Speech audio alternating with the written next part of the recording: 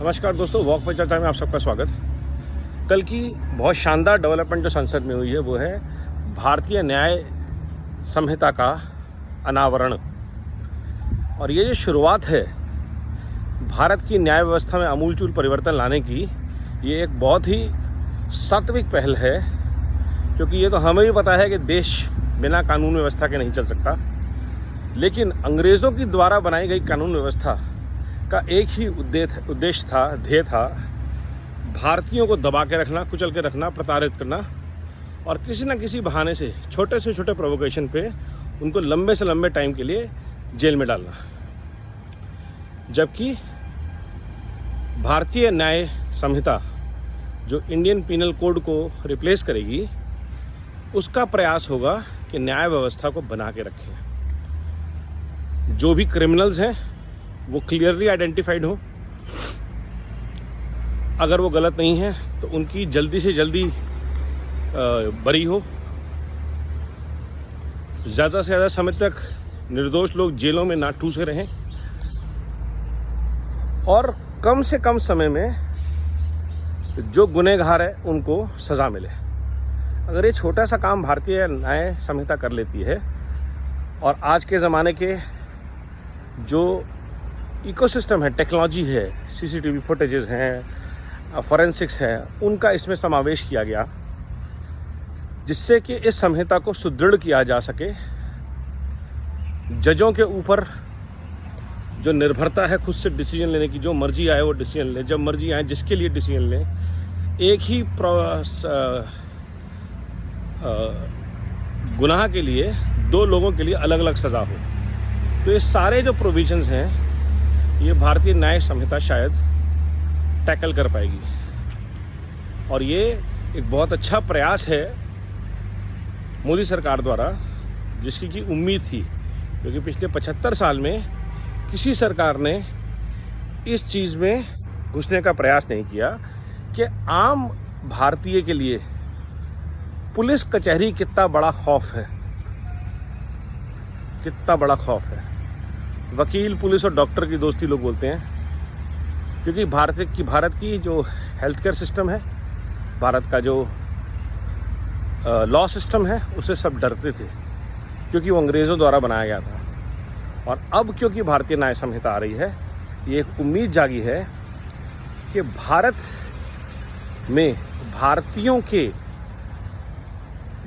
साधारण जीवन के रख रखाव के लिए, प्रोटेक्शन के लिए इस व्यवस्था को इस्तेमाल किया जाएगा। ये एक बहुत ही सार्थक प्रयास है। साथ ही साथ जो कॉलेजियम सिस्टम है उसके ऊपर भी वक्त आ गया है, कुछ रिस्ट्रिक्शंस लगाई जाएं या कुछ डिलीवरेबल्स लगाए जाएं, क्योंकि डिलीवरी उसी जुडिशियल सिस्टम और उसी पुलिस सिस्टम ने करनी है भारतीय न्याय संहिता की। तो ये पहले रिफॉर्म का पहला स्टेप है। रिफॉर्म के दो जो की पिलर्स हैं वो है जुडिशरी और पुलिस। इन दोनों को अगर सरकार रिफॉर्म्स की तरफ लेके जाती है तो भारतीय न्याय व्यवस्था में आमूलचूल परिवर्तन का एक अद्भुत युग शुरू होगा। हम सभी जानते हैं कि जजेस, वकील, इकोसिस्टम किस तरह काम करता है। कुछ लोगों के लिए रात के 12 बजे सुप्रीम कोर्ट खुल जाता है और कुछ लोगों के लिए महीनों तक साधारण कोर्ट में भी सुनवाई नहीं होती। ये व्यवस्था बदलनी है। तो जजेस, जुडिशरी के ऊपर टारगेट होना चाहिए कि अगर देश में 10,000 कोर्ट हैं और वो रोज़ 100 फैसले दें, 100 केसेस निपटाने का वादा करें, तो 1 लाख केस रोज़ के हिसाब से 1 करोड़ केस 100 दिन में होते हैं। तो अगले 400 दिन में जो पुराने केसेस हैं उनके निपटारे का टारगेट होना चाहिए विद अ क्लियर मैंडेट कि 1 से 2 सुनवाई में वो केस निपटने चाहिए, मैक्सिमम 1 से दूसरा केस। जो भी केसेस चल रहे हैं, जो 5 साल से ज़्यादा लंबित केसेस हैं, ऐसा कुछ अगर टारगेट ओरिएंटेड अप्रोच की जाए तो जो सालों से लंबित केस हैं, जिसकी व्यवस्था भारतीय न्याय संहिता में है, अगर पुराने केसेस में आ जाते हैं तो बहुत सारे चेंजेस इनकॉर्पोरेट हो सकते हैं। और बहुत सारे लोग इसके लिए काफ़ी टाइम से आवाज़ उठा रहे थे। तो मैं मोदी जी, अमित शाह जी, अर्जुन मेघवाल जी, किरण रिजिजू जी, इन सब लोगों को बहुत बहुत धन्यवाद देना चाहता हूँ, जिनके रविशंकर प्रसाद जी, जिनका कुछ ना कुछ योगदान इस यात्रा में रहा होगा, जहाँ भारत की न्याय व्यवस्था में सुधार को एक डायरेक्शन दी जाए और भारत को ये जो वकीलों और कानूनों के पचड़े होते हैं, तारीख पे तारीख हम सब पिक्चरों में देख चुके हैं, ये सब एपिसोड हमारे लाइफ में होते हैं कि एक बार कोर्ट में केस शुरू हो जाए तो ख़त्म नहीं होता।